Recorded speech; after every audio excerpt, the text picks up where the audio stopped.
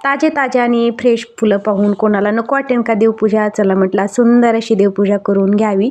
इतकी सुंदर श्रेयाने आज फुले गोळा केलेली होती आणि आमचाच कॅमेरामॅन म्हणजे की श्रेयानंच हा व्हिडिओ पण बनवलेला आहे. सुंदर व्हिडिओ बनवायला एकदम पटाईत झालेली आहे.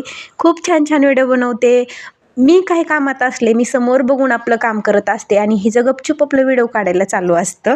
चला म्हटलं असू द्या, आता हिची एडिटिंग करायला सुरुवात केलेली आहे. मम्मींच्या चालू आहे चपात्या, तोपर्यंत म्हटलं चला देवपूजा करून घ्यावी. आणि देवपूजा ही नित्यनेमानं मला करायला खूप आवडते. आपल्या गुरूंची पूजा ही करावीच लागते. असंही आता सगळ्यांच्या प्रतिमा आमच्या देवघरात झालेल्या आहेत. आता सगळ्यांनी उपासक दीक्षा घेतली, मम्मीने घेतली, श्रेयाने घेतली, पेयाने घेतली.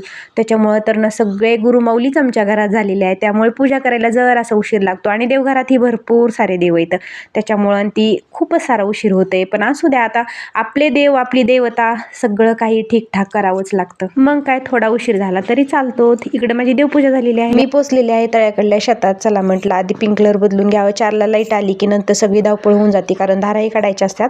आणि मम्मी आल्या होत्या इकडं. मम्मींचे कपडे खाल्लाकडे होते आणि मी काय केलं, वरूनच एक ड्रेस अडकवला. राणा जो ठेवलेला होता तो आतमधून साडी ती तसंच होतं आणि काय ऊन लागतं भरपूर असं हाताला, त्याच्यामुळे वरून ड्रेस अडकवलेला होता. आणि इकडं मग मामांची चाललेली होती स्वच्छता. आता ही स्वच्छता कशासाठी करायची, तर आपलं खुराक येणार आहे. आज 1 महिनाभराचं खुराक एकदम घेऊन ठेवतो आणि आज खुराकाची गाडी यायची. त्याच्यामुळं मामांनी स्वच्छ झाडून घेतलं आणि मी ठिके हातरून ठेवले. पहिले 2-3च ठिके उरलेले होते, राहिलेलं बाकीचं परत खाली गेलं. आणि इकडं आईसर आलेला आहेच. आता आईसर एवढा मोठा आहे, रस्त्याने यायची खूप भानगडीत.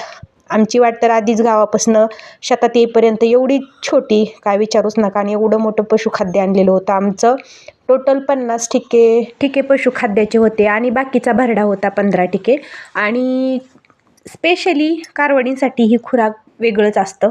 आता त्या कारवडींची वाढ व्हावी असं तसं त्याच्यात खूप सारं असतं. आणि शेंगदाण्याची खापरी पेंड ही असते, त्याच्यामुळं का सगळ्यांचं वेगवेगळं. आता गाभणी गाईंसाठीही वेगळं असतं, परंतु आम्ही गाभण्या गाईंसाठी ही तोच ठेवतो. आता कुठले मॉडेल तरी गोट्यात आणून ठेवावे, ते सुधारायला तरी पाहिजे ना ठेवताना. त्याच्यामुळं सगळं काही हेच होतं. आणि आईसर चाललेला आहे आणि ताईचा मोबाईल तिथेच राहिलेला आहे. आम्ही दोघींनी काय केलं, आम्हाला काय लावलेला नव्हता, त्याच्यामुळे ठीक आहे आम्ही आलसरपर्यंत आणून दिले आणि ह्यांनी